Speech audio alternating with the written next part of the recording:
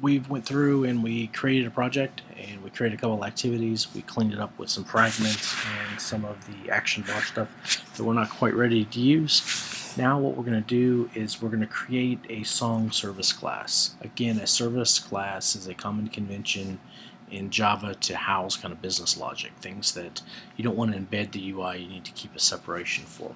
So what we're going to do is we're going to create the service class that's basically a holder of data. It's a temporary location for us for now. Eventually we're going to probably replace this class with something that talks to some type of real other service, but for now it's going to be our kind of way of interacting with whatever's going to house our data in the future. So what I'm going to do is click back over into Android Studio, and I'm going to close out by right clicking up here in these tabs and doing close all. So I got all those files cleaned up. And now what I'm going to do is come over here onto our package that we've been working in. I'm going to right click and I'm going to say new Java class, not activity but Java class this time. So this time what I'm going to create is a My Music service, My Music list service, sorry. So what this guy is going to do is, again, he's going to be our class that houses some of the business logic for this particular application. So what we're going to do is kind of create like a mock object for the moment. By the way, if you look down here and you see a lot of things rolling through, things that are related to Exchange service, you can basically come over here and do edit configurations, and you can put package names here so you only see the things that you want to. So I'm going to do com learning house My Music list v2 and hit OK. That's going to clean some stuff up, so I'm only seeing the errors and messages that relate to what I'm working on, not things like Exchange that are running in the emulator that are blowing up. Okay, so back to My Music list service.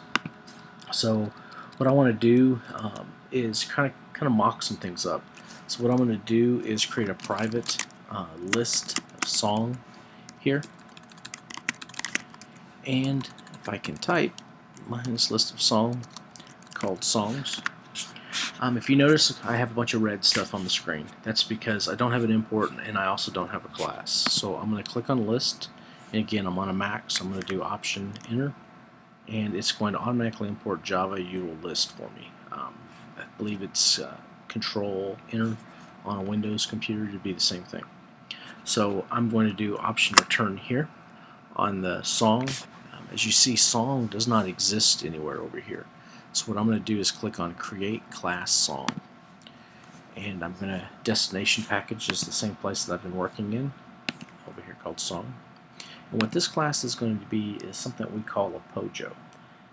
And basically a POJO stands for Plano Java Object, and it is just a container to house data.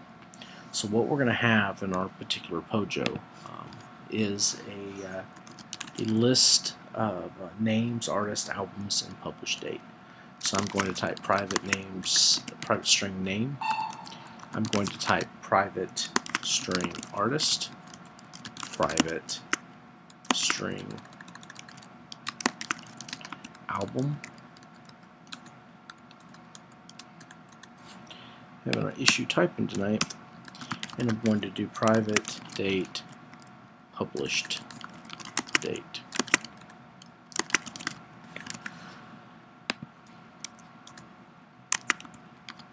Okay, so these are the things that our POJO, our system, is going to track. So this is a container of data. Again, we see some reds. We know that date is not imported, so option return comes up with Java util date. Hit enter, it imports that, and now we have a simple POJO. Now remember from your Java that private means these things can only be accessed within this class. So if we want to be able to do anything with this, we're going to need to create accessors for this particular class. So what I'm going to do is come up here to code and do generate. And what I want to do is generate getters and setters.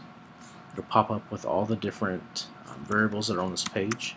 I'm going to select all of them and hit OK. And it's going to generate all of the getters and setters for this particular POJO. Okay, so I'm done with song. I can close it now, and you see that go away. Alright, so song is basically the things that I'm going to display. So if you remember when I showed the application a little earlier, the different songs that were on there were things that are come out of this particular list of POJOs. So what I need to do is populate this thing so I have some basic data to work with. It's kind of like a placeholder or a mock that I'm going to use. So in the Java world, if I want to create a list of these things, what I can do is use static initializer blocks. I can use constructors. I can use a few different ways of actually automatically populating data for this particular class.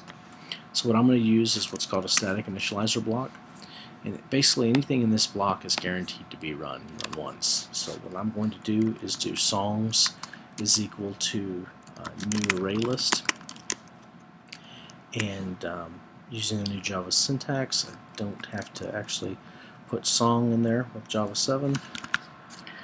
It is giving me an error. It's giving me an error because array list is not defined. So if I hit Option Enter, it pops up.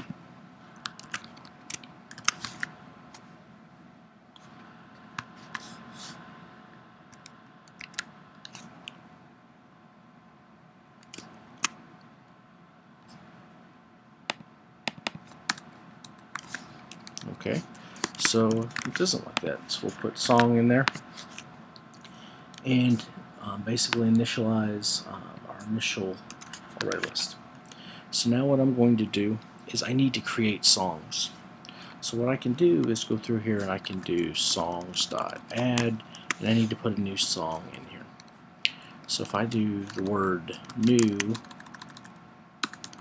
song, you'll notice I have a constructor, but there's no data in it.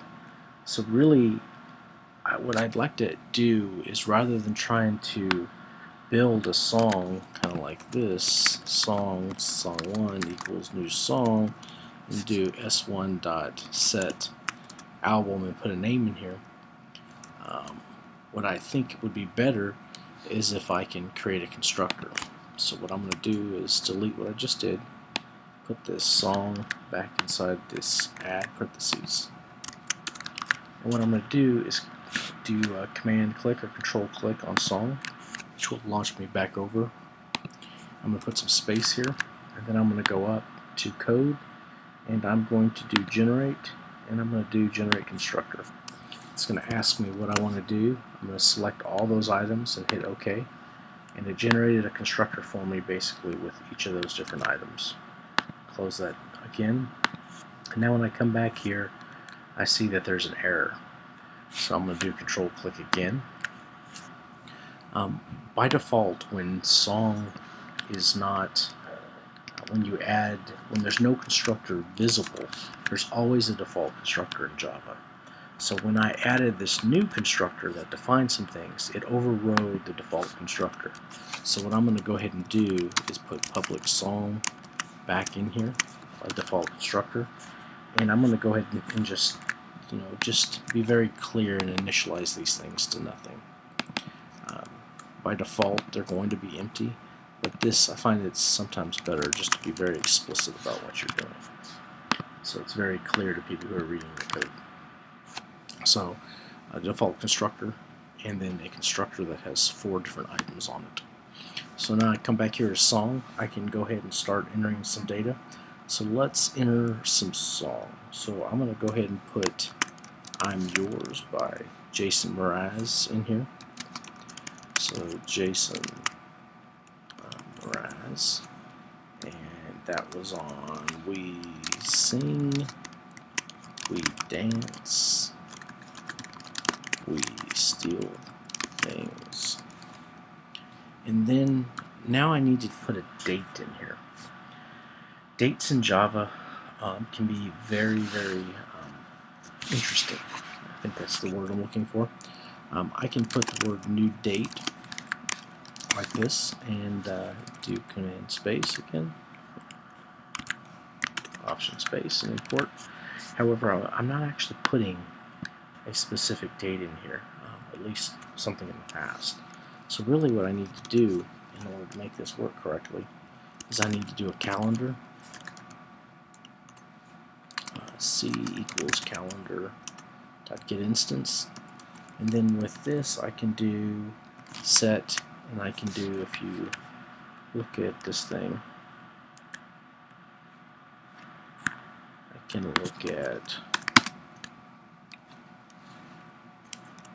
calendar. Basically allows me to do year, month, date on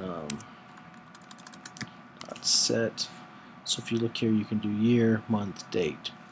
So I can say that this album came out in 2008. It was in May, and it was on the 15th. There are a couple other parameters that I'm not going to use right here, so I'm just going to put zeros in there. And then with that, it lets me actually set a date. With that, I can then come around and I can do C.get time, and it will return an actual time instance for me. That's pretty clunky. I don't really want to do that. So what I'm going to do is I'm going to create a new method. It's going to be private and it's going to be static. Remember, that's a static initializer block. So it's not an instance of this object. It's declared with the class itself. So I'm going to do private static date, and I'm going to say get date, and I'm going to pass in int year, int month, int day, and I'm going to copy out these things here. I'm going to move them down into this method and have it return a c.getTime. So basically what I want to do is take year and pass it into here, take month and pass it into here, oops, pass it into here, and take day and pass it into here. So basically I have a routine that will allow me to add a date. And then what I'm going to do is come up here and replace this line with get date, and I'm going to pass in 2008, 05, and 15, which will call this method and allow me to declare that in one single line. Okay, so I've created my first song. So the next thing I'm going to do is I'm going to flip over to here. I'm going to paste in a few more songs that I have prepped. So I now have a list of songs, and this is representing some songs that I may fetch. So I can add and edit this list and be able to see my application actually interact. Right now I just have data, but I'm not actually getting the data. So I want to add a couple of methods that I'm going to use in the application. So the first one I'm going to do is a public list. I'm going to say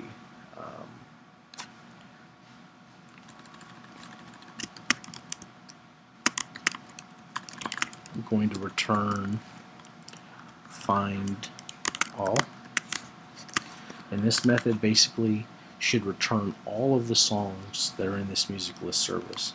So I need to do return songs. Basically returns this particular list.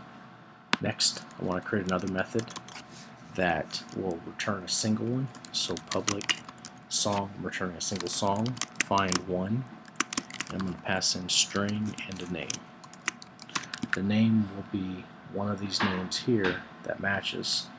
So then what I'll essentially do is say for each song in songs, if song dot equals name, then I want to return song. Otherwise, I want to return an empty song. So basically what this will do is it will search through this entire list to see if it matches a name. If it does, it will return it. If it doesn't, it's going to return a new instance of song. and I can